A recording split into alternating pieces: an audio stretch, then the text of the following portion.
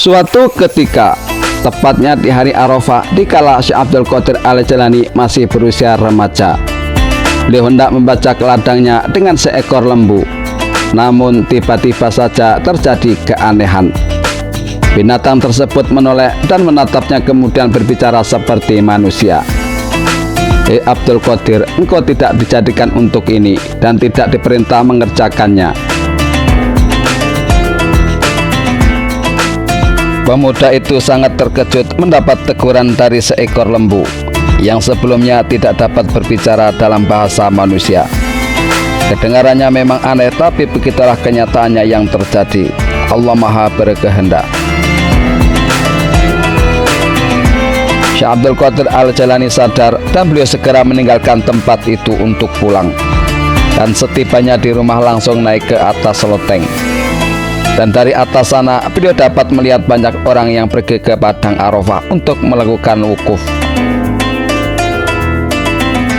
Hati Syekh Abdul Qadir Jailani itu jadi tergugah. Dia pun bergegas menemui sang ibu untuk menyampaikan isi hatinya. "Ibu, serahkanlah aku kepada Allah dan izinkanlah aku pergi ke Baghdad untuk belajar serta berziarah kepada orang-orang solihin." "Wahai anakku, kenapa engkau tiba-tiba saja berkata seperti itu?" tanya sang ibu.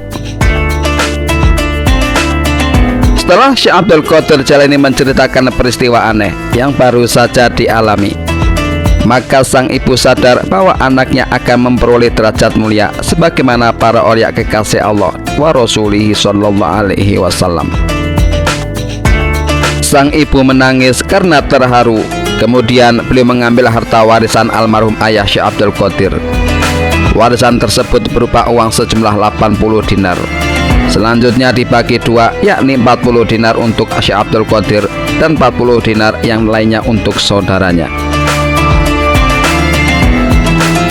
Ibu Fatimah segera membuatkan sebuah saku untuk tempat menyimpan uang, dibawa ketiak pada baju yang akan dipakai oleh putranya. Seusai menyiapkan segala keperluannya, sang ibu menghampiri Syekh Abdul Qadir untuk memberi restu dan menyampaikan beberapa pesan yang bernilai mutiara, yakni harus berkata benar dan berlaku jujur dalam segala hal. Dengan sikap yang penuh adab, Syekh Abdul Qadir mengucapkan selamat tinggal kepada ibunda tercinta. "Pergilah wahai anakku, kini engkau telah aku titipkan kepada Allah Subhanahu wa Ta'ala, dan mungkin wajahmu tidak akan dapat kulihat hingga datangnya hari kiamat." Itulah ucapan Ibu Fatimah yang mengiring kepergian buah hatinya dengan linangan air mata kasih sayang. Syekh Abdul Qadir Al-Jailani pergi ke Baghdad mengikuti rombongan kafilah. Mereka melalui padang pasir yang teramat luas. Di dalam perjalanannya, ketika meninggalkan wilayah Hamdan, tiba-tiba muncul segerombolan penjahat berkuda. Mereka mengepung dan merampas semua barang dagangan milik kafilah itu dengan paksa.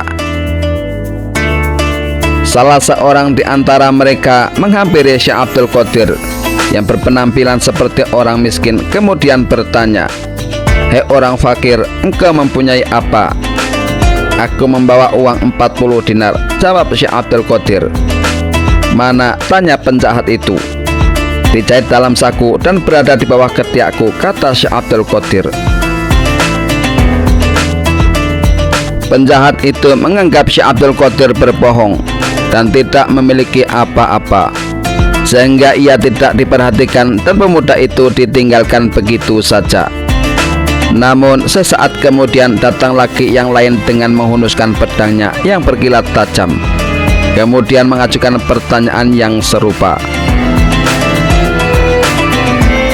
Syekh Abdul Qadir tetap menjawab sejujurnya seperti semula, tetapi penjahat itu pun tetap tidak percaya dan berlalu untuk menemui pemimpinnya. Tampaknya ada sesuatu yang dibicarakan di antara mereka, sehingga pada akhirnya pemuda itu dibawa ke sebuah tempat perbukitan. Di sana Syekh Abdul Qadir melihat para penjahat tersebut sedang membagi harta rampasan. Kemudian beliau dihadapkan kepada pemimpin mereka. "Kau membawa apa?" tanya sang pemimpin. "Aku hanya membawa uang sejumlah 40 dinar," Jawab Syekh Abdul Qadir. Mana uang itu? Kata sang pemimpin. Di dalam saku dan dijahit di bawah ketiakku, kata Syekh Abdul Qadir. Orang itu segera menggeledah dan benarlah ia menemukan uang sejumlah 40 dinar. Mereka sangat kagum akan kejujuran Syekh Abdul Qadir, karena pada umumnya semua orang pasti menyembunyikan, bahkan berbohong agar harta miliknya selamat. Kenapa engkau berkata jujur? Tanya penjahat. Karena ibu berwasiat agar aku berkata benar dan jujur, dan aku tidak akan mengingkari janjiku kepada beliau. Jawaban Syekh Abdul Qadir yang tulus itu membuat pimpinan penjahat tertegun, dan tiba-tiba saja ia menangis kemudian berkata, engkau tidak mengingkari janji pada ibumu, sedangkan kami telah bertahun-tahun berbuat salah serta melanggar larangan Allah. Maka mulai saat ini juga aku bertobat kepada Allah, ikrar sang pemimpin. Engkau adalah pemimpin kami dalam perampokan, maka engkau juga pemimpin kami dalam bertobat, seru anak buahnya dengan serempak. Kemudian semua barang rampasan itu dikembalikan kepada pemiliknya masing-masing sambil meminta maaf. Mereka itulah orang-orang yang pertama kali bertobat di hadapan Syekh Abdul Qadir Jailani yang masih muda. Kisah kejujuran Syekh Abdul Qadir Al-Jailani tersebut ternyata dapat mengubah perilaku sekaligus menggugah kesadaran seseorang. Semoga dengan kisah ini kita bisa menyadari dan berbuat kebaikan dan kejujuran.